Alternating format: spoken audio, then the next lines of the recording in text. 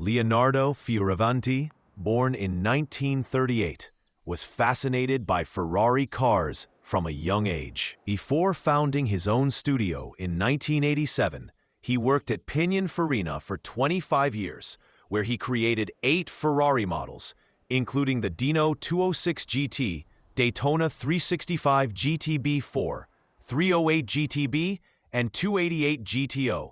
His work shaped the aesthetic of Maranello for decades. It's no surprise, then, that the F100 project was his way of celebrating the centenary of Enzo Ferrari's birth. Unveiled in Turin in 1998, the F100 prototype was not only a tribute, but also one of the boldest visions of the late 20th century supercar.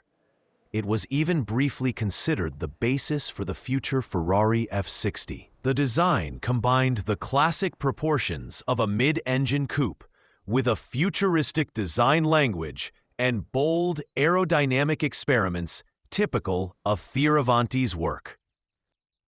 The F100's body was, of course, finished in red, a color inextricably linked with Ferrari. The shape was exceptionally streamlined, accentuated by spherical glass wrapping the entire cockpit. The use of curved panoramic windows, intended to minimize air resistance, was one of the concept's most distinctive features. The body lines were both clean and aggressive, ahead of their time.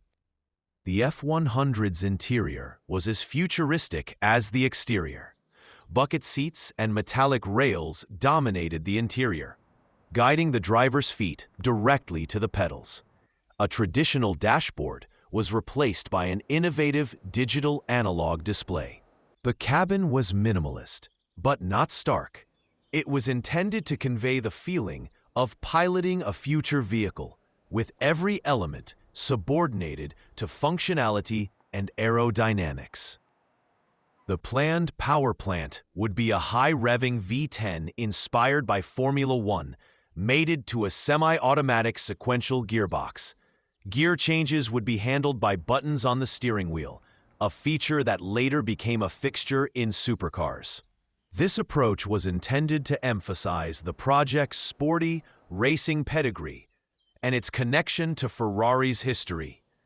The F100's design made extensive use of modern lightweight materials, composites, aluminum, and advanced metal alloys to reduce the vehicle's weight and improve the overall rigidity of the structure. Air intakes for cooling the planned engine were positioned unusually, on the roof, just above the driver and passengers' heads.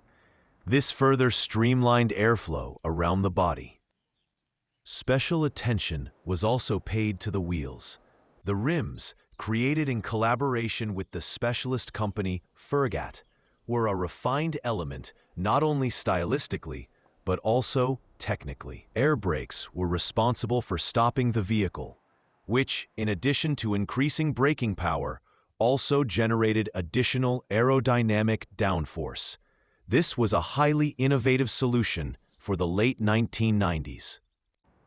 In 2000, Fioravanti unveiled a further development of the concept, the open-top F100R.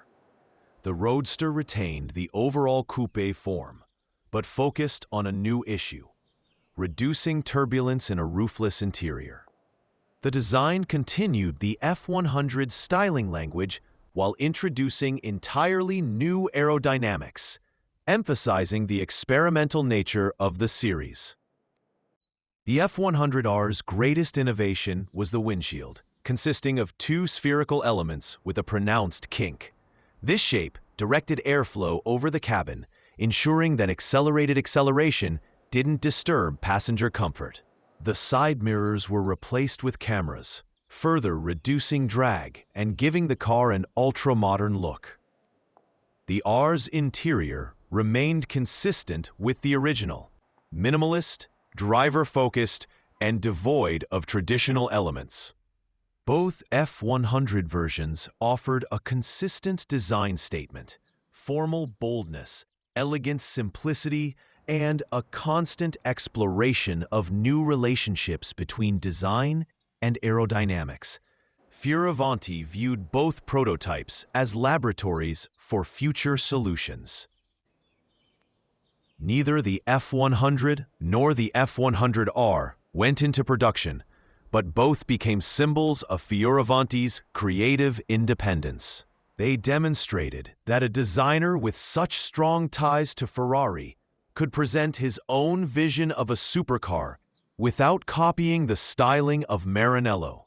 Thanks to their bold solutions, unique aerodynamics, and experimental design, these prototypes remain among the most fascinating concepts of the turn of the millennium.